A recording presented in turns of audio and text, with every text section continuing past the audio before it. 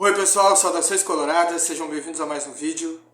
Bom, conforme a pauta aí que vocês veem, sempre no início na capinha, né, eu coloco ali um quadro com os pontos de pauta que eu vou abordar no vídeo. Eu vou falar de masculino, tá? Até porque eu não falo só de feminino. Como vocês sabem, o canal aqui é de masculino e feminino do Internacional. E uma análise diferenciada sobre a arbitragem, porque eu já estive dentro do campo, já fui árbitro, né? Então, o olhar, sim, depois que você estuda, depois que você vai para dentro do campo e atua, o olhar acaba sendo diferente. Acaba sendo diferente porque você consegue se colocar melhor na posição do árbitro. Tá? Mas vocês já viram aqui que eu procuro ser justo, procuro não ser corporativista, não estar defendendo o árbitro sempre, em qualquer circunstância, ou inventando coisas para poder justificar uma atuação ruim ou um erro bizonho, vamos dizer assim. Não faço isso. Faço uma avaliação de acordo com a minha experiência, de acordo com o que eu sei sobre arbitragem. E até por isso que o canal, ele na verdade, tem árbitros sim, em formação, que estão estudando, árbitros que já estão atuando, que fazem parte aqui do canal, ou seja, alguns que assistem, porque ele tem esse viés. Tem uma análise do trabalho de arbitragem. E é bom porque a árbitro sempre gosta de discutir, né? Lance, sempre gosta de analisar. Então, o canal tem esse intuito. Bom, mas assim, vamos falar de alguns jogadores aqui, porque são negociações que ou o Inter pode trazer o jogador, ou então não traz, mas é um negócio que está acontecendo entre dois clubes que não são Internacional, e o Inter pode ganhar dinheiro. Tá? Primeiro vamos falar do jogador que pode pintar no Beira-Rio, que é o Quinteiro, 29 anos, meio ofensivo, centralizado, ou que pode jogar aberto também, porque ele tem características para jogar tanto pelo lado, como meia aberto, ou jogando centralizado como camisa 10, jogador de ligação. Tá? A situação dele na China ali complicou porque existe uma questão financeira e tem a questão de Covid também voltando, então ali a situação complicou. Ali o governo ele intervém mais, realmente ele põe limites, né? Porque no início era livre e os valores foram ficando cada vez mais altos, tão altos que o governo resolveu agir e colocou uma limitação, né, de gasto. Né. Até porque alguns ricaços aí controlam esses clubes, eles estão no Partido Comunista Chinês, né, eles fazem parte do partido. Então, na verdade, é uma decisão deles mesmos. Né. Então, assim, o que aconteceu? Ali complicou a situação e ele também não quer renovar com o River, embora o River tenha tentado fazer fez esse movimento para tentar permanecer vinculado com o jogador, né, e fazer uma extensão de contrato para fazer um negócio ou para utilizar o jogador. Mas o Quinteiro não quer, porque no River ali ele chegou a jogar, mas ele não foi um titular, vamos dizer assim. Ele ficou um bom tempo no banco. Tá? Ele namorou bastante com o banco de reserva no River Plate. Então ele não quis prorrogar o vínculo nem com o River e não quis ficar na China. Portanto, ele é um jogador livre. Como o vínculo dele termina dia 31 de dezembro de 2022 com o River, ele já está anunciando que ele é um jogador livre, antes de terminar. E aí o que acontece? Já vem um monte de clube. Então essa é uma contratação difícil. Tá? Aqui clubes, aqui se fala dele no Flamengo, no Atlético, no Santos e no Vasco. Já teriam fazendo propostas para ele, vários clubes. Tá? Se fala do Quinteiro até em São Paulo. Tá? Só vocês acompanharem os canais ligados a esses clubes, vocês vão ver. Tá? O jogador está sendo debatido. Não sei se tem proposta em todas as vezes que você ventila um jogador num clube, tá? E que canais que trabalham com notícia e que analisam a situação de cada clube, tá? Nem sempre eles acertam. Tá?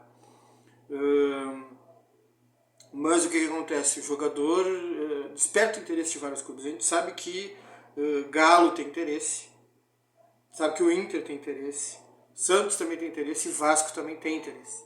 Tá? O jogador está livre, é só acertar contrato. Tá? Nesse caso eu acho uma contratação difícil quando o jogador é disputado, que, enfim, a diretoria do Inter tem uma dificuldade ali, que eu não sei exatamente o que é. Não era só o Paulo Brax no passado e só o Thomas, ou seja, tirando o Paulo Brax e colocando o Thomas no lugar, poderia ser o Thomas, poderia ser o Lomas, poderia ser o Tax, o Zax, poderia ser o que for, que fosse, qualquer um. O problema continuaria, tá? Porque é um problema conjunto, tá? É um problema de diretoria que tem dificuldade de fechar com os jogadores. O Inter está tomando balão, não é pouco, os jogadores que o Inter tenta. Então eu diria que por um jogador de patamar financeiro elevado, jogador com seleção colombiana, que já jogou Copa do Mundo, tá? E que vários clubes querem, eu diria que a chance aqui do Internacional, vamos colocar a chance real porque o Inter pode fechar, mas eu diria que a chance aqui é pequena, tá? Mas ela existe. Agora, dos jogadores que podem trazer grana para o Inter, vamos começar aqui com jogadores, por exemplo, Yuri Alberto. Yuri Alberto, Zenit e Corinthians estão se acertando. Então, primeiro houve uma troca de empréstimos, né? Eu te empresto 2 daqui do Corinthians para o Zenit, vão 2. Tu me empresta o Yuri Alberto, tá? Por um determinado prazo. Esse prazo está vencendo. Aí o que o Corinthians quer? Quer ficar em definitivo com o jogador e está botando mais 2 jogadores no negócio. Robert Renan, zagueiro, e Duqueiroz, volante. Então seria Robert Renan, Duqueiroz, mais os jogadores que estão lá, que é o goleiro Ivan e o Mantua, tá? Para ficar com o Yuri Alberto, em definitivo. Aí, como sendo um negócio que não envolve dinheiro, tá? É um negócio difícil esse, tá? Porque são jogadores, é uma troca de jogadores. Não está certo que isso vai sair ainda, mas o Inter está atento e colocou que tem 10% do Yuri. Tá? Dos direitos econômicos, 10% são do Internacional. Portanto, o Inter já chegou no valor. Isso dá 2 milhões de euros, o que em reais dá em torno de 11 milhões de reais. Tá? Dependendo da cotação do momento. Por enquanto está na faixa de 11 milhões de reais. Então, Yuri pode render dinheiro para o Internacional. Patrick, tá? Esse negócio aqui está mais, eu diria que é mais fácil, porque envolve só grana. Tá? O Atlético quer comprar o Patrick do São Paulo. São Paulo tem 30% dos direitos econômicos. Tá? E, só que assim, ó, o São Paulo bateu o pé que ele quer a maior fatia. Esses 30% que é dele, né, como o jogador está com o São Paulo, está sendo pago pelo São Paulo, os direitos econômicos são do São Paulo, mas o São Paulo comprou uma alíquota que não é todo do jogador, ele comprou um percentual do jogador. O que acontece? O São Paulo está batendo o pé que ele não... Como o jogador está avaliado em 9, ou seja, chegaram num consenso já que é 9. Então o Atlético, essa conversa está acontecendo há um bom tempo, e conversa de lá, conversa de cá, o Atlético definiu que ele vai pagar no máximo 9 milhões. E o São Paulo parece que em relação a isso, ok. Tá? Só que como tem Monte Azul do México, tem Inter e tem São Paulo para receber, o São Paulo diz o seguinte, ó, minha parte, eu quero receber pelo menos 5 milhões de reais. Tá? Aí a coisa está fluindo, porque 1,5 milhão seria para o Monte Azul, 1,5 milhão de reais para o Inter e 5 para o São Paulo. Aí tá, mas aí dá 5 mais 1,5 mais 1,5 dá 3, dá 8, e esse 1 aí que tá faltando é a comissão do empresário, ou do procurador do Patrick. Esse negócio está em vias de ser fechado, tá? Que é bom para nós, porque o Patrick não vai mais jogar aqui, né? A gente nem tá contando com ele. Tá? E é um dinheiro que vem, a gente nem esperava, mas tá vindo. Eu achava que o Patrick ia continuar no São Paulo, porque os números dele no São Paulo até que foram bons, tá? Melhor do que o último ano que ele fez no Internacional. Em termos de produção, realmente ele não foi mal, não. Mas parece que teve um problema ali com o Rogério Ceni, uma briga, e realmente azedou o negócio. Azedou, em termos de relacionamento, azedou. E talvez o São Paulo não veja como jogador tão importante assim, substituível, mas no São Paulo, numericamente falando ali, desempenho ofensivo, defensivo, ele foi bem. Eu diria que ele fez gols, ele deu assistências, ele marca mais, desarma mais do que um meio ofensivo normalmente faz, mas ele fez gols como um meio ofensivo, ele produziu. Só que o São Paulo quer fazer o negócio e o Galo quer fazer. Então parece que a coisa vai ficar nisso aí, 1,5 milhão para cada um, Monte Azul e Inter, 5 para o São Paulo e 1 de comissão. Só que o São Paulo está batendo o pé na questão da forma de pagamento. O São Paulo quer a grana mais rápida, que é à vista. E o Galo está querendo parcelar isso aí. Tá? Então o negócio pode emperrar, mas pode acontecer. Então não está certo ainda, porém ele está bem avançado. Porque já tem valor final, comissão, valor que é do Monte Azul, valor do Inter e valor do São Paulo. Ou seja, São Paulo está satisfeito no negócio, o empresário está satisfeito no negócio, o Patrick quer, o valor final está definido, ou seja, está muito perto do final. David também está perto do final, porque assim, ó, o São Paulo, a diretoria de São Paulo não estava muito afim. Tá? Ela estava colocando empecilhos, estava querendo pagar uma parte, não queria pagar os vencimentos todos, dizendo que o salário do jogador era muito alto, 400 mil, só que São Paulo pagava 500 mil pro Nicão. São Paulo paga mais para os jogadores que ele utiliza muito pouco. Então, quer dizer, salário não seria uma desculpa, né? Então, a diretoria de São Paulo, ela parecia não muito afim, né? Não acreditar muito nessa contratação. Só que aí tem a figura do Rogério Ceni que está intercedendo. O Rogério Ceni gosta do jogador, fez pressão e está dizendo que vale a pena contratar o cara. Tá? Então, por causa dessa pressão, como o Rogério Ceni tem muito nome lá, muito prestígio, e ele é o treinador, o São Paulo está avançando. O São Paulo está satisfazendo uma das exigências do Internacional, que é 100% do salário. O São Paulo vai pagar.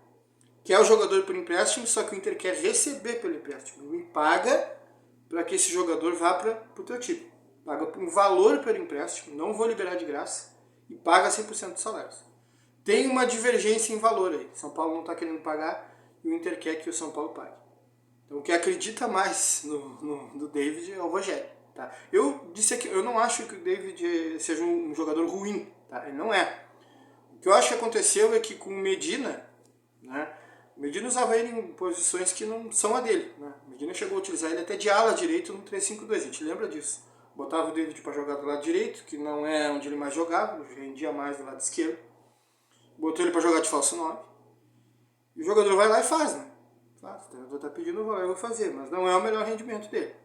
Tá? Ele rende mais realmente jogando pelo lado esquerdo como atacante de um extremo, né? Um extremo de velocidade pelo lado esquerdo.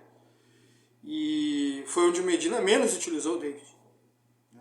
E no caso do Mano Menezes, também o que aconteceu é que na extrema esquerda, como o Mano usa um extremo só, então era o Wanderson, que é melhor que o David, e o Pedro Henrique.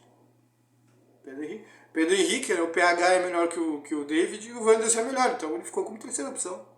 Tá? Ele não vai jogar com dois extremos. Se o esquema do Inter fosse com dois extremos, talvez o David tivesse sido mais utilizado. Tá? E aí, talvez ele tivesse mostrado um pouco mais de jogo. Tá? Mas como ele ficou para trás, ficou como terceira opção, e o Mano não muda o esquema, e tá certo o Mano Menezes, porque é o esquema que melhor funcionou para o Internacional. Esse esquema com um extremo, um centroavante, um volante, 3 meias, tá? E uma linha de 4 na defesa. O Mano não vai mexer naquilo que está funcionando bem, está dando certo. Tá? Então, o David ficou para trás por causa do esquema e porque tem jogadores melhores do que ele. Não é porque ele seja ruim. Tá? E acho que o Rogério Ceni conhece o jogador, treinou o jogador, jogou com ele. Eu vi lances do jogador, eu vi números desse jogador, os números desse jogador não são ruins, ele fez 2 brasileiros bons, 2 temporadas boas, jogando pelo Fortaleza. Tá? Ele jogou no Fortaleza e tal, tudo bem, vou considerar esse argumento, mas a questão é que ele jogou contra equipes fortes do Campeonato Brasileiro, ele estava jogando futebol Campeonato Brasileiro Série A, e os números dele não foram ruins. Quer dizer, talvez tendo sequência, ganhando confiança, talvez ele possa apresentar bem mais do que ele apresentou no Inter, porque no Inter ele foi utilizado fora de função, uma função que ele não faz, funções que ele não faz bem, e não recebeu muita sequência. Então, o Inter, esse negócio eu acho que vai sair, por causa do Rogério Ceni. Tá? Essa é a minha impressão, que vai sair, porque o São Paulo realmente está cedendo. O Inter está pedindo e o São Paulo está cedendo. O São Paulo não queria pagar 100% e agora quer. O São Paulo não quer pagar pelo empréstimo, mas o Rogério Ceni está botando pressão porque gosta do jogador e quer o jogador. Então eu acho que vai sair. Pode render algum dinheiro para o Inter? Pode. Ou pelo menos aliviar a folha. Por último, Dudu. Dudu, lateral direito. Tá? Dudu, vocês lembram quando o Inter subiu da B para A? O Inter contratou uma série de jogadores pouco conhecidos. Entre eles o Dudu. E eu achava que o Dudu até tinha futuro, que ele precisava melhorar defensivamente, mas não era um lateral ruim, achava que ele poderia melhorar. Mas o Inter negociou esse jogador e ele acabou se criando no Atlético Goianiense, no Dragão. E fez um bom brasileiro. Tanto que Cruzeiro queria o jogador, Santos queria o jogador, mas não fecharam, e parece que quem está fechando é o Fortaleza, porque o Fortaleza quer comprar o jogador, o Fortaleza quer botar as verdinhas em cima da mesa e levar, tá? Fazer um negócio que o Dragão quer. O Dragão quer receber dinheiro agora, tá? Pelo jogador. Só que nesse negócio aí o que acontece? 40% é do Dragão, dos direitos econômicos, 35% é do Inter. E o Fortaleza quer comprar 75%. Tá? Que somos dois de vocês, Inter e Dragão, eu compro tudo. Quanto que é? Fortaleza está dizendo que o valor do jogador é 3,5 milhões de euros. Então 75% dos 3,5 milhões de euros vai dar o quê? Vai dar quase 3 milhões. Parece que é isso. Ah, não sei, porque daí tu pode negociar o percentual de cada um. O Atlético pode dizer, não, meus 40% eu vou querer no mínimo tanto. Tá? Depois tu acerta lá com o Internacional esses 35%. Então, também é um negócio que tem uma dificuldade, mas o Fortaleza, ele tem essa agressividade no mercado. O Fortaleza está comprando o jogador. Tem grana. Eles compraram o Bruno Pacheco, do Ceará. Tá? Assim como o Fortaleza já fez outros negócios comprando. Tá? Então o Fortaleza conseguiu juntar dinheiro lá. Tiveram um bom rendimento com o futebol, conseguiram fazer um bom futebol sem gastar muito, e entrou dinheiro e eles têm tem dinheiro na conta para fazer esse negócio. Então, são esses negócios aí que podem acontecer. Então, Yuri Alberto, Patrick, David, Dudu, isso aí pode render dinheiro para o Internacional, um bom dinheiro. Tá? Somando tudo aqui, dá um bom valor, dá um bom presente, vamos dizer assim, de fim de ano ou de início de 2023, que pode proporcionar ao Inter a capacidade de investir mais no seu time. Né? Mas então é isso, pessoal. Dá like, compartilha, se inscreve. Dúvidas, sugestões e comentários aqui embaixo, aperta o sininho. Até a próxima. Por enquanto era isso aí, tá? Para voltar a falar de futebol masculino, que é uma coisa que faz parte, como eu já falei para vocês, do meu canal. E desde já agradeço a atenção de todo mundo.